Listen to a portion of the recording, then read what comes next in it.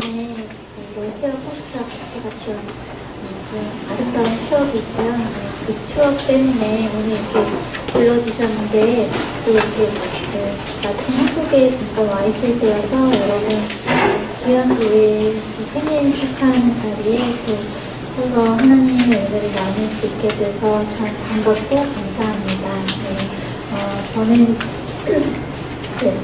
14년 전에 사모를 만났고요. 사실 보시기에는 별로 평범해 보이지 않으시겠지만 굉장히 평범하다고 생각하는 사람이에요. 근데 하나님께서 조금 특별한 이야기를 주신 것 같고 제가 그 이야기를 나누려고 왔습니다. 저는 14년 대학교 4학년 학생이었고요.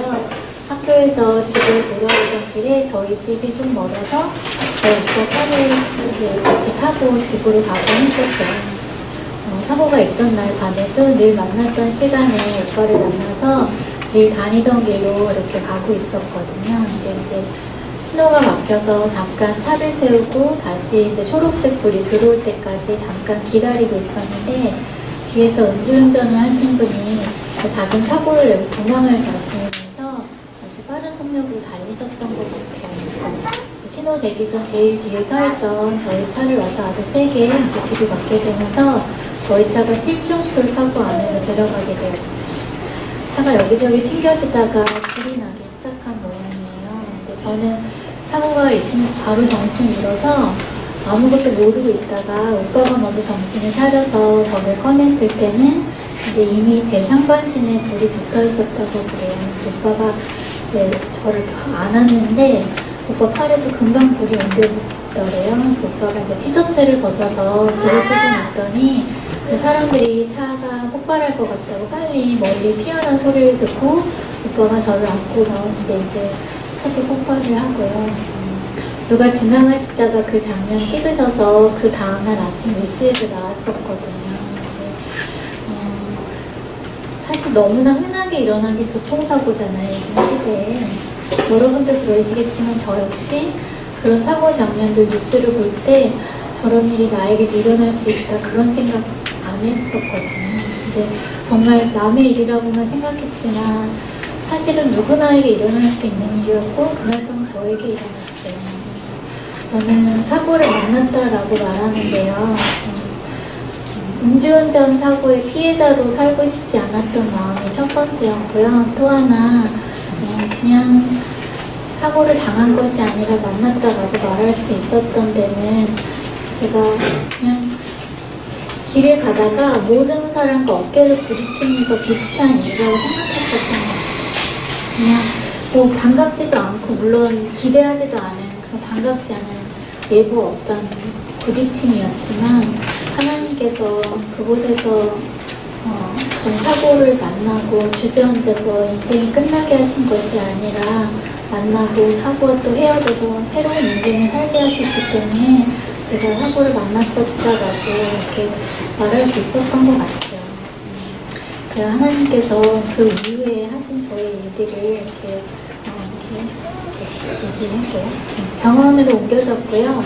병원에서는 저희 오빠한테 동생이 화상의 문제가 아니라고 당시 이제 맥박도 잘 잡히지가 않아서 동생이 곧 갈 것 같다고 빨리 작별 인사하라 그랬대요. 오빠가 잘 가라고 좋은 동생이었다고 이렇게 인사 다 했는데 아직 안 가고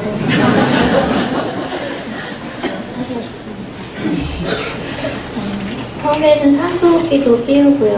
또 사고 때 유독가스가 또 폐로 많이 들어가서 그거 빼내는 튜브도 옆구리에 꽂고 온몸을 붕대로 감고 이렇게 중환자실에 들어갔어요. 처음 일주일 동안은 정말로 살 가망이 없는 환자여서 가장 위급한 환자가 누워있는 그 이제 간호사실과 가장 가까운 침대에 누워 있었고요.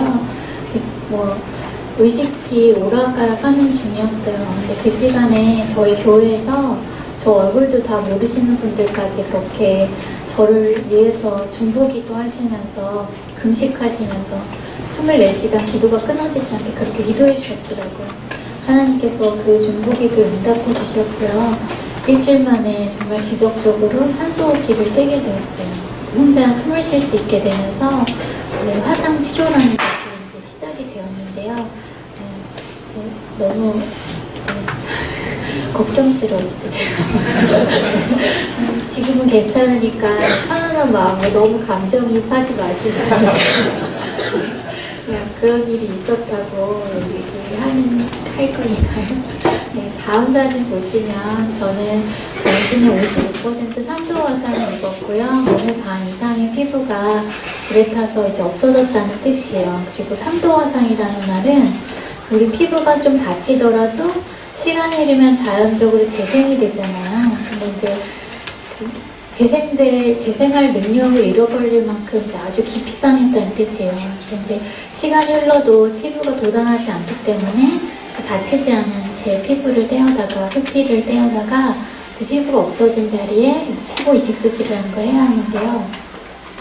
네, 근데 그 피부 이식 수술을 하기 전까지 붕대를 대신해서 감아놓거든요. 근데 이제 붕대가 피부의 역할을 완전히 할 수가 없는 거예요. 감염을 완전히 막아줄 수가 없는 거예요. 그래서 아침마다 굉장히 강한 진통제를 주사하고 저를 화상 치료실에 데리고 가서 이제 치료를 이제 하는데요. 아침마다 도살장에 끌려가는 소의 마음이 이럴 거라고 생각했었던 것 같아요.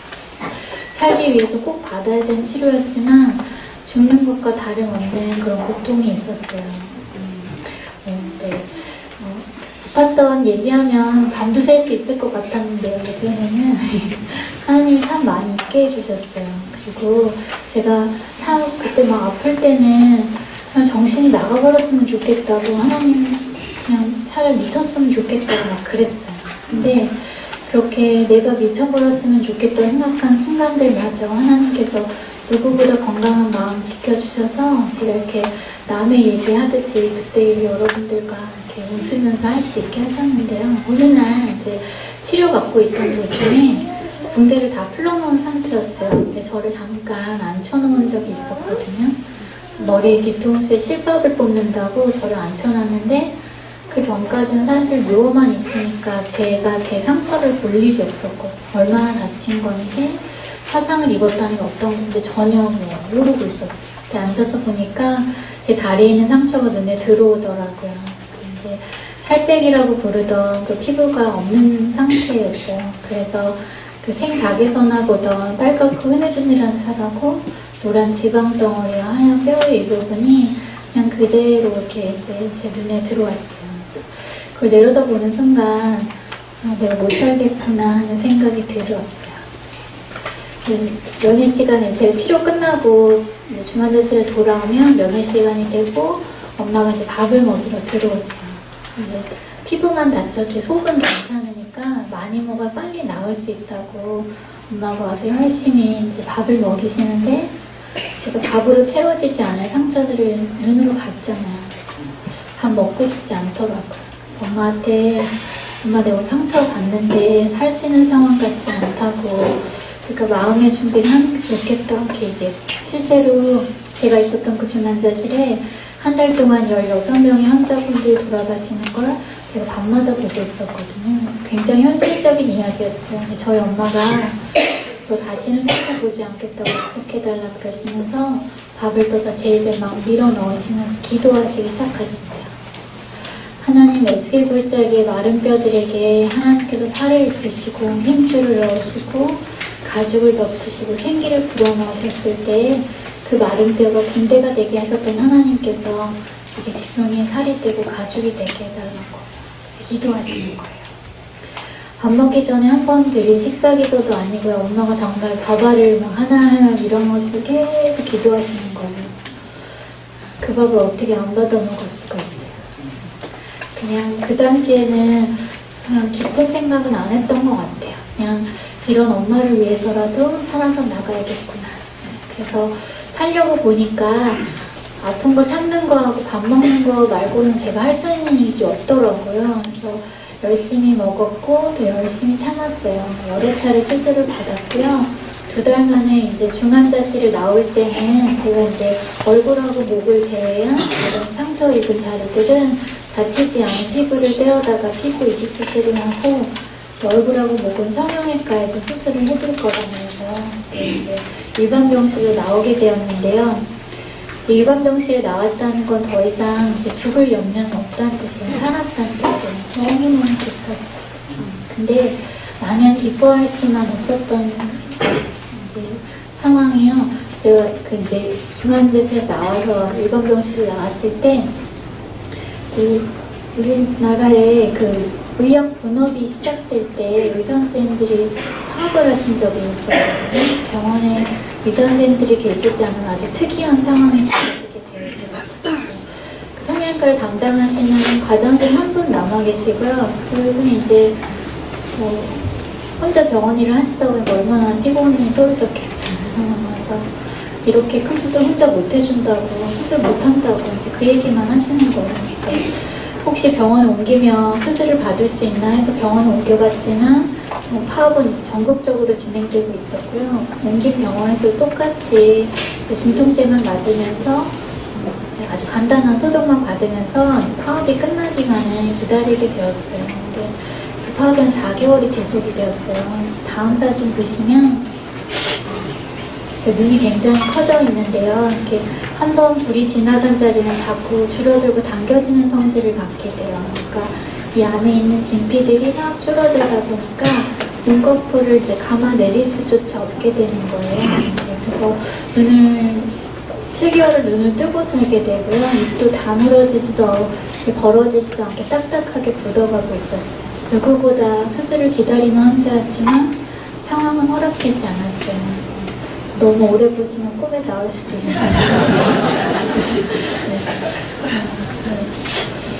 와, 힘든 시간이었던 것 같아요. 참 추운 겨울이었고 길었던 시간으로 기억돼요. 하루에 진통제가 딱 3대가 허락이 돼요. 그 이상은 또 약물 중독된다고 3대만 맞을 수 있는데 한 대를 맞으면 한 10시간 정도 안 아프면 참 좋을 텐데요. 한 대 맞으면 한 3시간 정도 약효가 지속이 돼요. 그 3대를 가지고 24시간을 버티려니까 나중에는 머릿속에 하나님이고 뭐고 진통제 생각밖에 없는 거예요. 오늘 혹시나 간호사님이 기록 잘못해서 한 대 더 맞고 밤에 잠을 잘 수 있지 않을까 그런 생각들. 근데 사실 저는 제 몸 아픈 거니까요. 저만 참으면 그만일 수도 있거든요. 근데 저런 딸을, 저런 동생을 보고 있었던 저희 가족들의 마음은 아마 제 거보다 훨씬 괴로웠을 거예요. 저희 엄마가 제 앞에서 한 번도 이렇게 우신 적이 없어요. 딸이 저 정도 됐으면 너 우리 이제 같이 죽자 살자 하는 게 어쩌면 자연스러웠을 것 같기도 한데 저희 엄마 한 번도 그러신 적이 없었어요. 네, 그런 엄마를 참 씩씩하고 대단하다라고 생각했었는데요. 이제 저도 나이를 먹고 그런 엄마를 생각해보면 그냥 올 수조차 없었던 엄마 마음은 어땠었던 걸까 그 생각 해보는 것 같아요. 하는 엄마 그러시더라고요. 우리 이렇게 사는 거 사람 사는 거 같지 않다고 우리 하루에 한 가지씩 감사할 거리 찾자고 그러셨어요. 눈에 보이는 것들이 다 원망하고 싶고요. 사람들의 말처럼 어쩌면 벌을 받고 있나? 내가 무슨 죄를 지었길래 막 그런 잘못된 생각들로 빠지게 되는 그런 환경이었지만 감사할 거 찾으는 것도 있는 거예요. 짜증나게. 제가 처음으로 한두 발자국씩 걸어서 이제 화장실까지 제 발로 가게 된 날, 그날 그거 감사하기 시작했어요. 이 손으로 숟가락 잡고 처음 제 입에 밥 넣은 날, 그날은 또 그거 감사하고요. 환자복이 단축구멍 하나 채우는데 몇 분이 걸렸지만 그래도 이거 다시 채울 수 있게 돼서 감사하다고. 문고리 잡고 문 연 날, 그날은 또 그거 감사하고요. 지금 생각하면 뭐가 감사했을까 싶기도 한데요. 그 말도 안 되는 감사를 드리고 있는 저의 마음과 저희 가족들의 마음속에 진통제는 결코 줄 수 없었던 마음의 평안이 찾아오기 시작했어요. 오늘의 감사권을 주시는 그 하나님께서 내일의 또 다른 감사권을 주실 거라는, 어제보다 조금 나아진 오늘이었잖아요.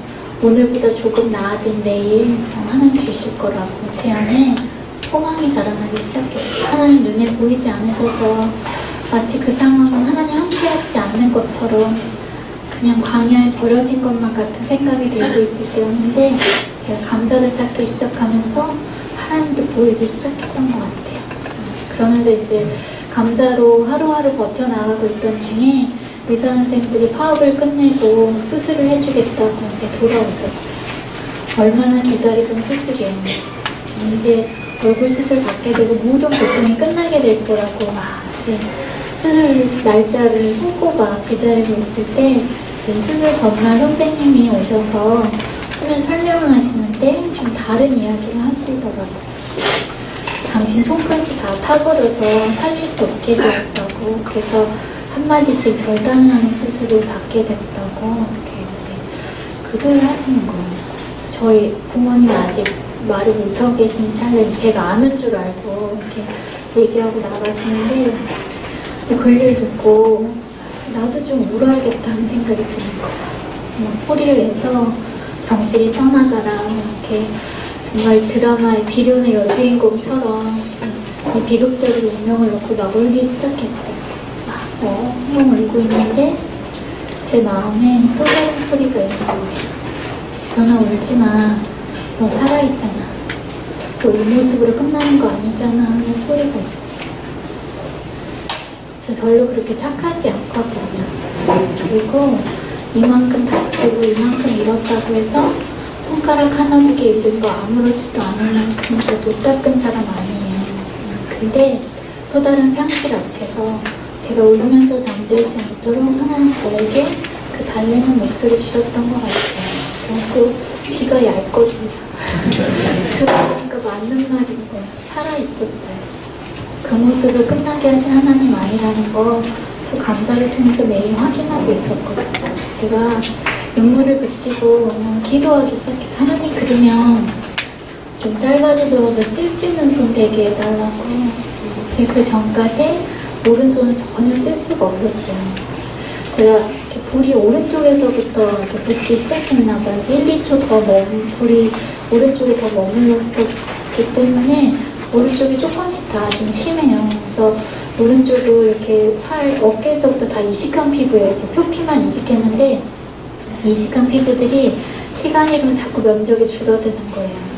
옆에 있는 피부를 계속 당기다가 나중에는 손가락을 이렇게 손등 쪽으로 꺾어지게끔 이렇게 막 당기는 힘이 얼마나 센지 뭐 아무리 힘을 주고 애를 써도 까딱조차 되지 않았어요. 그래서 짧아지더라도 쓸 수 있으면 되니까 하나님 나 엄마 힘 없이 내 힘으로 살아갈 수 있게 해달라고, 그리고 부끄러운 손이 되지 않게 해달라고 기도했어요. 수술 받았어요. 오늘 보시는 것처럼 오른손이 조금 더 귀여운 손을 가지고 살고요. 왼손이 한 마디 더 있는, 그래서 더 쓰기 편한 손을 가지고 살아요. 수술 받고 재활훈련하면서 어느 날 제 힘으로 이렇게 손이 까딱하고 움직여진 날 저희 가족들만 계속 해보라고 또 보자고 이러면서 막 신기했던 기억이 있어요. 우리 피부에 관절 자리마다 마디마다 쪼글쪼글한 주름이 있어요. 그 주름이 우리가 손을 움직였을 때 이렇게 그 피부가 늘어나고 펴지기 때문에 우리가 뭔가 일을 할 수 있거든요. 근데 이제 이식한 피부에는 주름도 없고 오히려 반대로 막 당겨졌기 때문에 이렇게 전혀 움직여지지 않다가 수십 번 여기가 찢어지고 주름이 생기기 시작했어요. 다시 펜을 잡고 글씨를 쓸 수 있게 되고요. 팔꿈치에도 주름이 생기면서 오른손으로 전화도 받을 수 있게 되고 혼자 옷을 입을 수 있게 되고요. 이렇게 할 수 있는 일들이 하나 둘씩 늘어가다가 이제 사고 나서 4년째 되던 해에 제가 미국으로 공부하러 이렇게 유학 갈 수 있게 되었어요. 이 손으로 유학 간다고 말했을 때 하나같이 당연히 엄마가 가서 같이 살아줘야 된다고 생각하셨어요. 근데 하나님은 제가 기도했던 대로 쓸 수 있는 손 만들어주셔서요. 저 벌써 이제 어느덧 유학까지 10년이나 돼버렸는데요. 10년 동안 엄마 힘 없이 정말 제가 음식하는 거 되게 좋아하거든요. 공부하는 것보다 음식하는 게 재밌더라고요, 저는. 얼마든지 하고 싶은 음식 만들어 먹을 수 있을 만큼 실수도 만들어 주셨고, 제가 다음 책은 지선아 밥해로 하려고 막 생각 중이에요. 그리고 운전도 잘하고요. 하나님은 그리고 기도했던 거 이상 주시는 분이시더라고요. 제가 이 손이 부끄러운 손이 되지 않게 해달라고 기도했는데 하나님이 저에게 이 손을 부끄러워하지 않는 마음을 주시더라고요. 이게 남들보다 모자라고 부족한 거니까 감추고 싶고 가리고 싶은 마음이 아니라요. 하나님의 사랑이 가장 뜨겁게 다녀간 자리더라고요. 그래서 이 손 들고 찬양하면 하나님 더 기뻐 받으실 것 같은 마음, 손 들고 막 찬양도 하게 하시고요. 하나님은 제가 사람들 만났을 때 먼저 손 내밀고 악수할 수 있는 마음도 이렇게 제안해 주시더라고요. 그리고 손 얘기를 하면 꼭 해야 될 이야기가 있어요. 사실 기도는 했지만 정말로 짧아진 제 손을 눈으로 제가 확인했을 때 제 안에 왜 의심이 없었겠어요. 나 이제 이 손으로 뭘 하면 살 수 있나 그 생각 했었거든요. 근데 하나님 저에게 가장 먼저 하게 하신 일이요, 저 엄지손가락 그대로 남아있어요. 컴퓨터 잡판 두드리는 일이었어요. 얼굴에 피부도 없이 여전히 이렇게 태어날 기억도 없이 누워있었지만 병원에 어떤 분이 노트북을 선물해 주셨어요. 노트북으로 제가 독수리 타법으로 글을 쓰기 시작했어요. 누군가는 저의 인생이 끝났다고 말하고 있었을지 모르지만 아직 끝나지 않은 생명에 대해서, 생명과 함께 온 은혜에 대해서 제가 글을 쓰기 시작했어요. 그 글들이 모여서 2003년도에 첫 책이 출판이 되고요. 지금 이렇게 검색창에 네이버 이런 데도 이지선 치면 저는 미스 코리아 한 분이 제일 먼저 나왔었어요.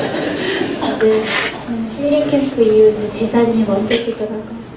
이 옆에 작가라고 쓰여있어요. 전에 더 건강해 보였던 손으로는 할 수 없었던 아주 의미 있는 일을, 뭐 엄청난 일은 아니지만 의미 있는 일을 하나님 이 손 안에 맡겨주셔서 이 손으로 무언가 나누어 줄 수 있는 사람이 되게 해주신 것에 대해서 진짜 하나님 너무 멋지신 것 같아요. 다음 사진 보시면 제 손 사진이 나올 거고요. 다음 사진이 누가 남겨주실까요? 그 다음 사진도 제가 7개월 만에 드디어 얼굴에 피부를 다시 갖게 되는 수술을 받았어요. 예전 사진 옆에서 저렇게 포즈를 취할 때만 해도 저는 이거 딱지 다 떨어지고 거즈 떼어내면 사진 속에 그 얼굴로 돌아가게 될 거라고 이렇게 기대하고 있을 때, 근데 팔에 이식했던 피부들이 줄어들었던 것과 똑같이 얼굴하고 목에 이식한 피부들도 줄어들더라고요. 목 피부가 줄어드니까 이제 턱이 내려앉으면서 입을 담을 수 없게 되고요. 입을 못 담으니까 침을 흘리게 되더라고요.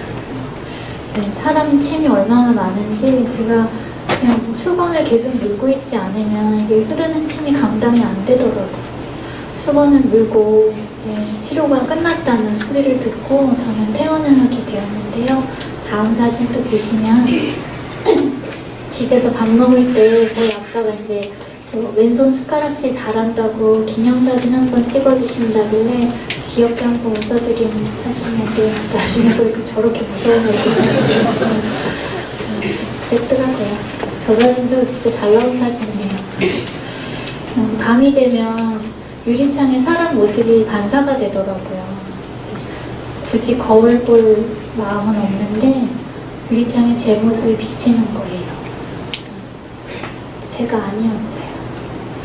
제 입이 작아져서 엄마가 숟가락을 새로 사주셨어요. 근데 그 반짝거리는 새 숟가락에 제 얼굴이 비춰질 때마다 제가 얼마나 깜짝깜짝 놀랐는지 몰라요. 너무 빨간 얼굴에 눈썹도 없고요. 그냥 외계인 같은 거예요. 그래서 지금 본 거 이 얼굴 내 얼굴 아니라고, 이거 내 거 아니라고 머릿속에서 지우려고 했었어요. 근데 아무리 제 머릿속에서 지운다는 일 없어질 얼굴이 아니잖아요.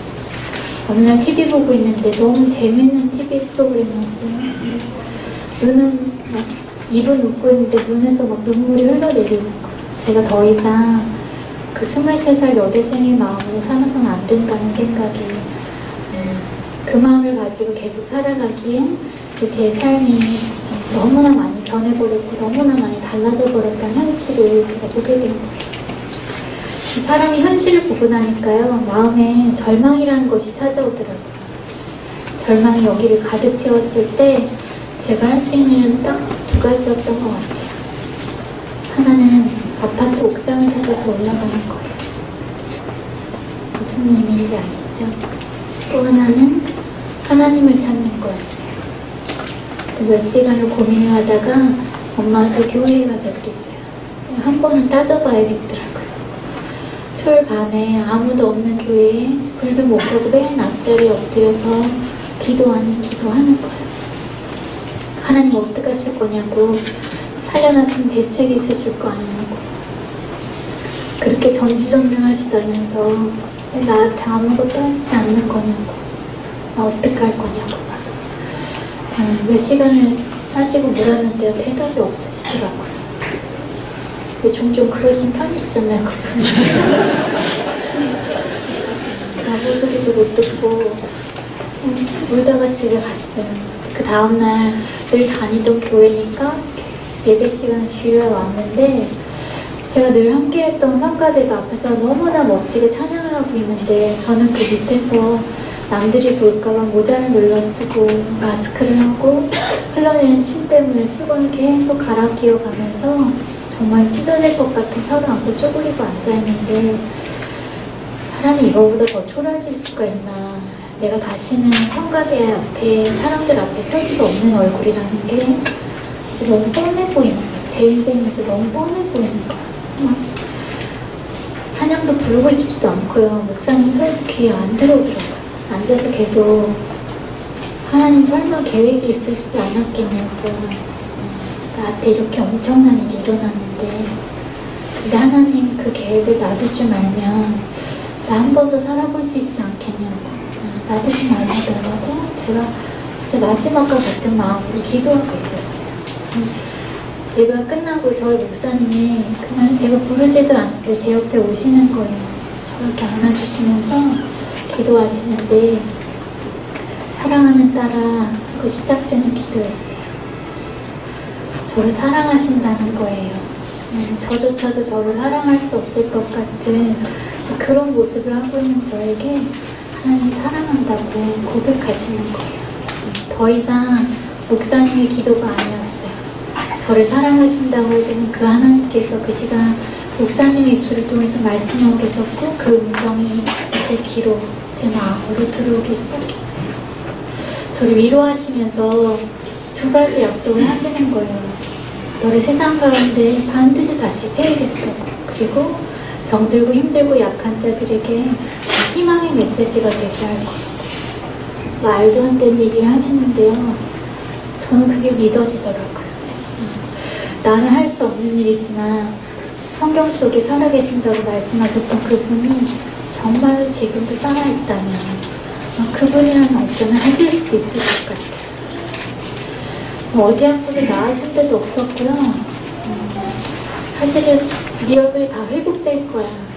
그렇게 제가 가장 듣고 싶었던 약속은 아니었지만 다 끝나버린 것 같은 제 인생에 하나님 계획이 있으시다는 말에 제 마음이 조금씩 달라지기 시작했어요. 그 달라진 마음을 안고 집에 돌아가서요, 거울을 볼 수 있는 용기가 생기더라고요.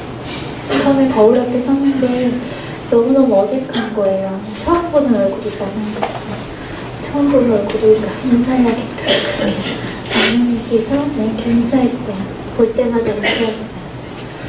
근데 이미 여러분들 좀 느끼셨을지 모르지만 자꾸 보면 굉장히 정드는 얼굴이 같아요. 시간이 흐르면서 저는 조금씩 가까이 가서 볼 수 있게 되었고요. 몇 주가 지나서 아주 가까이서 이제 이 얼굴 내 얼굴이구나, 나 이렇게 생겼구나, 제가 받아들이기 시작했어요. 하나님의 사랑은 정말 너무나 커서요, 인정하고 싶지 않았던 제 모습마저 인정하고 안아주고 다시 사랑할 수 있도록 그렇게 만들어주셨던 것 같아요. 다음 사진까지만, 제 가족 사진이고요. 하나님께서 제게 참 좋은 선물을 가족을 통해서 주셨던 것 같아요. 바쁘고 힘든 시간에 서로를 향해서 이게 다 너 때문이야 그러지 않고요.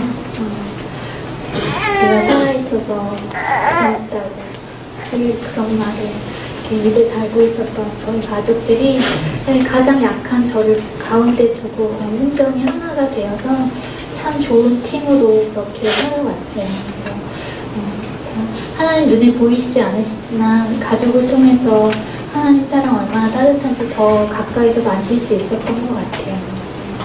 저 엄마하고 있었던 얘기 하나 나눌게요. 사고 나고 1년이 채 안 되었을 때여서요. 그때는 가만히 있어도 되게 아팠었어요. 지금은 하나도 안 아프게요. 그때는 그랬었는데 그 당시에 아프니까 이 아픔이 영원할 것만 같은 두려움이 있단 말이에요. 나는 그렇게 오래 안 살았으면 좋겠다고 막 그런 생각할 때였어요. 근데 제 자기 전에 엄마랑 이런저런 얘기하다가 엄마한테 그랬어요. 엄마랑 나랑 바꿀 수 있으면 엄마 인생이랑 내 거랑 좀 바꿔줄 수 있냐고 물었어요. 저희 엄마가 무슨 소리 하냐고, 엄마는 바꿀 수만 있으면 1000번이고 10,000번이고 바꿔주고 싶다고 그랬어요. 눈물이 나서 더 말을 못하겠더라고요. 누가 바꿔주겠어요. 근데 부모님 사랑은 그런 것 같아요. 자식이 힘든 길 아픈 길 가고 있을 때 정말 1000번이고 10,000번이고 대신해주고 싶은 마음, 그게 부모님 사랑인 것 같아요. 이렇게 다 표현의 방법은 다르실 수도 있지만 아마 같은 마음 가지고 계실 거예요. 그리고 또 살면서 그것이 꼭 엄마의 사랑이 아니더라도 인생에서 그런 사람 한 명쯤 만나본 적 있을 거예요. 근데 그런 생각이 들더라고요.